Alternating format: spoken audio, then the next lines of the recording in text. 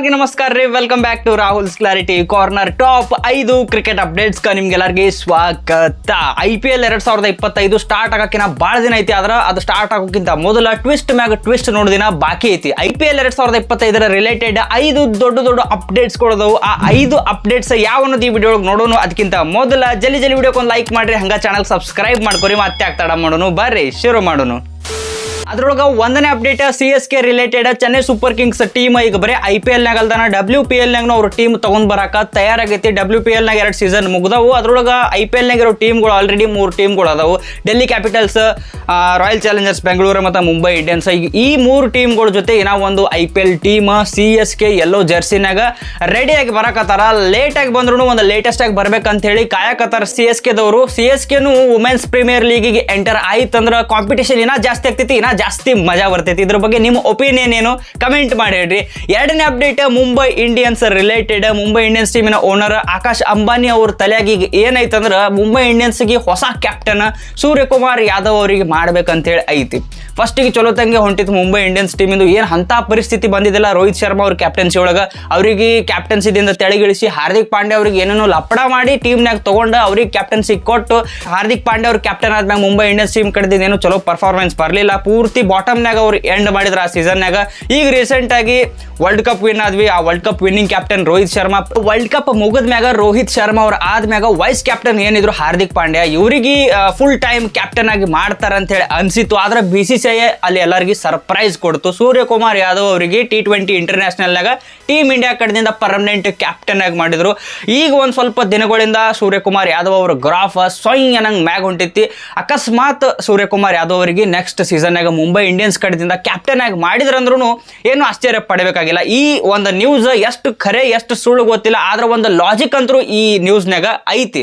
ಮೂರನೇ update Mumbai Indians player Ishan Kishan ಮತ್ತು BCCI ನಡು ಒಂದು ಸ್ವಲ್ಪ ಜಗಳ ಆಗಿತ್ತು ಒಂದು ಸ್ವಲ್ಪ ತಿಂಗಳುಗಳ ಹಿಂದೆ. ಅದ್ರ ಸಂಬಂಧ ಅವರಿಗೆ BCCI ಸೆಂಟ್ರಲ್ ಕಾಂಟ್ರಾಕ್ಟ್ನಿಂದ ಕೈ ಬಿಟ್ಟಿತ್ತು. ಒಂದು ಸ್ವಲ್ಪ ರೂಲ್ಗಳು ಷರತ್ತುಗಳು ಹೇಳಿತ್ತು, ನೀವು ಹಿಂಗೆ ಮಾಡಿದ್ರಂದ್ರೆ ನಾವು ನಿಮಗೆ ತಗೋತೀವಿ ಅಂತೇಳಿ.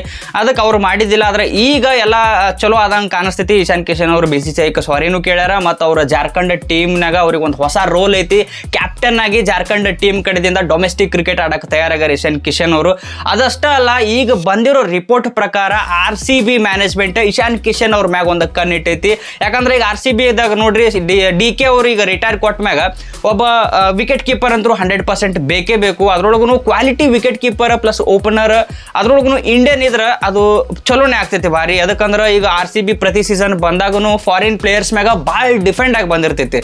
ಈಗ ಮುಂದಿನ ಸೀಸನ್ನಾಗ RCB ಫಾಫ್ ಡು ಪ್ಲೆಸಿಸ್ ಅವ್ರು ಏನು ಕ್ಯಾಪ್ಟನ್ ಇದ್ರು ಅವರಿಗೆ ಬಿಟ್ಟು ಒಬ್ಬ ಹೊಸ ಕ್ಯಾಪ್ಟನ್ಗ ಮತ್ತು ವಿಕೆಟ್ ಕೀಪರ್ಗ ಹುಡುಕಾಡತ್ತಿರ್ಬೋದು. ಅಕಸ್ಮಾತ್ ಇಶಾನ್ ಕಿಶನ್ ಅವರು RCBಗೆ ಬಂದ್ರಂದ್ರ ವಿಕೆಟ್ ಕೀಪಿಂಗ್ ಮಾಡ್ತಾರ, ಚಲೋ ಬೆಸ್ಟ್ ಇಂಡಿಯನ್ ಪ್ಲೇಯರ್ ಅದಾರ, ಓಪನಿಂಗ್ ಮಾಡ್ತಾರ. ಫಾಫ್ ಡು ಪ್ಲೆಸಿಸ್ ಅವ್ರಿಗೆ ಬಿಟ್ಟಿದ್ರಂದ್ರ ಈ ಒಂದು ಲೆಕ್ಕಾಚಾರನಾಗ RCB ಒಂದು ಕಣ್ಣ ಇಶಾನ್ ಕಿಶನ್ ಅವ್ರ ಮ್ಯಾಗ ಇಟ್ಟಿರ್ಬೋದು. ಮುಂಬೈ ಇಂಡಿಯನ್ಸ್ ದವ್ರಂತೂ 100% ಬಿಡೋ ಚಾನ್ಸ್ ಐತಿ. RCB ದವ್ರು ಎತ್ತಿದ್ರು ಎತ್ತಬಹುದು. ನಾಲ್ಕನೇ update RCB related. RCB owner ಅವ್ರು ಹೇಳ್ಯಾರ ಏನಂದ್ರೆ ಈಗ ನೆಕ್ಸ್ಟ್ ಸೀಸನ್ನಾಗ 100% ಅವ್ರು ಯಾಕೋ ಫಾಫ್ ಡು ಪ್ಲೆಸಿಸ್ ಅವರಿಗೆ ಬಿಟ್ಟು ಬೇರೆ ಕ್ಯಾಪ್ಟನ್ಗೆ ಹುಡುಕಾಡಕತ್ತಾರ ಅಂತ ಹೇಳಿ ಅನಿಸ್ತೈತಿ. ಅದಕ್ಕಂದ್ರೆ ಅವ್ರು ಹೇಳ್ಯಾರ ಅವ್ರ ಕ್ಯಾಪ್ಟನ್ಸಿ ರೆಡಾರ್ ಒಳಗೆ ಅವ್ರಿಗೆ 7 ಆಪ್ಷನ್ಗಳು ಅದಾವಂತ. ಆ 7 ಮಂದಿ ಒಳಗೆ ನೆಕ್ಸ್ಟ್ ಸೀಸನ್ನಾಗ ಒಬ್ಬರಿಗೆ ಕ್ಯಾಪ್ಟನ್ ಮಾಡ್ಬೇಕಂತ ಹೇಳಿ RCB ಪ್ಲಾನ್ ಹಾಕೊಂಡು ಕೂತೈತಿ. ಆ 7 ಮಂದಿ ಹೆಸರೊಳಗೆ ವಿರಾಟ್ ಕೊಹ್ಲಿ ಅವ್ರ ಹೆಸರು ಐತಿ.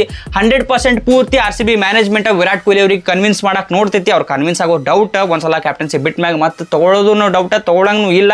ಆ 7 ಮಂದಿ ಒಳಗೆ ಒಬ್ಬರು ಇಲ್ಲ ಅಂದ್ರೆ ವಿರಾಟ್ ಕೊಹ್ಲಿ ಅವರು. ಆಮೇಲೆ ಆ 6 ಮಂದಿ ಒಳಗೆ ಒಬ್ಬರಿಗೆ ಆಕ್ಷನ್ನಾಗ ಟಾರ್ಗೆಟ್ ಮಾಡಿ ತಗೊಳಕ್ ಟ್ರೈ ಮಾಡ್ತಾರ, ಅವ್ರಿಗೇನೆ ಕ್ಯಾಪ್ಟನ್ ಮಾಡಕ್ ಟ್ರೈ ಮಾಡ್ತಾರ. ಆ 6 ಮಂದಿ ಯಾರಂತೇಳಿ ನಾವು ಹೊರಗೆ ಬಂದಿಲ್ಲ, ಅದನ್ನ ಹೊರಗೆ ಬರಾಕ್ನು ಬಿಡಂಗಿಲ್ಲ. ಅಕಸ್ಮಾತ್ ಏನ್ರಿ ಹೊರಗೆ ಬತ್ತಂದ್ರೆ ಬೇರೆ ಟೀಮ್ಗಳು ಸುಮ್ಮಿರಂಗಿಲ್ರಿ. ಈ ಪ್ಲೇಯರ್ಗೆ ಇವ್ರು ಟಾರ್ಗೆಟ್ ಮಾಡಿ ತಗೋತಾರ ಅಂದ್ರೆ ಆಟ ಆಡಕ್ ನೋಡ್ತಾರ, ಜಾಸ್ತಿ ಏರ್ಸ್ ಬಿಟ್ಟು ಬಿಡೋಣ ಅಂತೇಳಿ. ಅದ್ರ ಸಂಬಂಧ ಅದನ್ನ ಎಷ್ಟು ಸೀಕ್ರೆಟ್ ಆಗಿ ಇಡಬೇಕು ಅಷ್ಟು ಸೀಕ್ರೆಟ್ ಆಗಿ ಇಡ್ತಾರ. ಒಂದಂತೂ ಕನ್ಫರ್ಮ್ ಐತಿ, ಒಟ್ಟು RCB ಒಂದು ಲೆಕ್ಕಾಚಾರ ಒಳಗೆ 7 ಮಂದಿ ಅದರ್ ಪ್ಲೇಯರ್ಸ್ಗಳು, ಆ 7 ಮಂದಿ ಒಳಗೆ ಒಬ್ಬರಿಗೆ ಕ್ಯಾಪ್ಟನ್ ಮಾಡಕ್ ನೋಡತ್ತಾರ RCB. Last but not the least 5ನೇ ಅಪ್ಡೇಟ್. ಈಗ ಮೊನ್ನೆ BCCI ಮತ್ತು IPL ಫ್ರಾಂಚೈಸ್ ನಡು ಒಂದು ಮೀಟಿಂಗ್ ಆಯ್ತು. ಆದ್ರೆ ಈ ಮೀಟಿಂಗ್ ಪ್ರತಿ ಸಲ ಏನ್ ಆಗ್ತಿತ್ತು ಮೀಟಿಂಗ್ ಹಂಗಾಗ್ಲಿಲ್ಲ. ಇದು ಒಂಥರ ಡಿಫ್ರೆಂಟ್ ಆಗೈತು. ಪ್ರತಿ ಸಲ ನಕ್ಕೋತ್ ಬರ್ತಿದ್ರು, ಎಲ್ಲ ಫ್ರಾಂಚೈಸ್ಗಳು ನಕ್ಕೋತ್ ಹೋಗ್ತಿದ್ರು. ಆದ್ರೆ ಈ ಸಲ ಬರಾಗ ಹೆಂಗಿದ್ರು ಹೋಗಾಗ ಹಂಗೆ ಇರಲಿಲ್ಲ. ಒಂದು ಸ್ವಲ್ಪ ಏನೇನೋ ಒಳಗೆ ಲಪಡ ನಡೆದು. ಯಾಕಂದ್ರೆ ಒಂದು ಟೀಮ್ಗಳಿಗೆ 7-8 ರಿಟೆನ್ಷನ್ಗಳು ಬೇಕಾಗಿದ್ದು, ಇಲ್ಲಾಂದ್ರೆ 8 RTM ಕಾರ್ಡ್ಗಳು ಬೇಕಾಗಿದ್ದು. ಒಂದೊಂದು ಟೀಮ್ಗಳು ನೀವು ರಿಟೆನ್ಷನ್ ಕೊಟ್ರಿ ಕೊಡ್ರಿ, ಬಿಡ್ರಿ, ಒಂದರೆ ಕೊಡ್ರಿ, ಎರಡರೆ ಕೊಡ್ರಿ, ಒಟ್ಟು ಮೆಗಾ ಆಕ್ಷನ್ ಆಗ್ಬೇಕಂತೇಳಿ ಒಂದೊಂದು ಟೀಮ್ಗಳು ಬೇಡಿಕೆ ಇತ್ತು. ಚಾಂಪಿಯನ್ ಯಾವ ಟೀಮ್ಗಳು ಆಗ್ಯಾವು ಆ ಟೀಮ್ಗಳೆಲ್ಲ ಮೆಗಾ ಆಕ್ಷನ್ ಬ್ಯಾಡ್ ಅಂತೇಳಿ ಅನ್ನತ್ತಿದ್ರು. ಮತ್ತು ಇನ್ನೂವರೆಗೆ ಯಾವ ಟೀಮ್ ಚಾಂಪಿಯನ್ಸ್ ಆಗಿಲ್ಲ, ಅವ್ರು ಮೆಗಾ ಆಕ್ಷನ್ ನಮಗೆ ಬೇಕಂತೇಳಿ ಹೇಳತ್ತಿದ್ರು. ಆದ್ರೆ BCCI ಇದ್ರ ಬಗ್ಗೆ ಫೈನಲ್ ಕಾಲ್ ಏನೂ ಮಾಡಿಲ್ಲ. ಪರ್ಸ್ ಬಗ್ಗೆ ಮತ್ತು ರಿಟೆನ್ಷನ್ ಪಾಲಿಸಿ ಬಗ್ಗೆ, ಮೆಗಾ ಆಕ್ಷನ್, ಮಿನಿ ಆಕ್ಷನ್ ಇದೆಲ್ಲದ್ರ ಬಗ್ಗೆನೂ BCCI ಒಂದು ಫೈನಲ್ ಕಾಲ್ ತಗೋತೈತಿ. ಅದು ಯಾವಾಗಂದ್ರೆ ಆಗಸ್ಟ್ 15 ಒಳಗೆ, ಇಲ್ಲಾಂದ್ರೆ ಆಗಸ್ಟ್ 15 ಆದ್ಮ್ಯಾಗ ಒಂದೆರಡು ದಿನ ಆದ್ಮ್ಯಾಗ, ಒಟ್ಟು ಆಗಸ್ಟ್ 15 ಮ್ಯಾಗ ತೆಳಗ BCCI ಒಂದು ಫೈನಲ್ ಕಾಲ್ ಈ ಡಿಸಿಷನ್ ಮ್ಯಾಗ ತಗೋತೈತಿ ಅಂತೇಳಿ ಅನಿಸ್ತೈತಿ. ನನಗನ್ಸೋ ಮಟ್ಟಿಗೆ ನೋಡ್ರಿ, 3+1 ರಿಟೆನ್ಷನ್ ಪ್ಲಸ್ 1 RTM ಕಾರ್ಡ್, ಇಲ್ಲಾಂದ್ರೆ 4+1 4 ರಿಟೆನ್ಷನ್ ಪ್ಲಸ್ 1 RTM ಕಾರ್ಡ್, ಈ ಎರಡರೊಳಗೆ ಒಂದಂತರೂ 100% ಬರಬಹುದು ಅಂತೇಳಿ ಅನಿಸ್ತೈತಿ.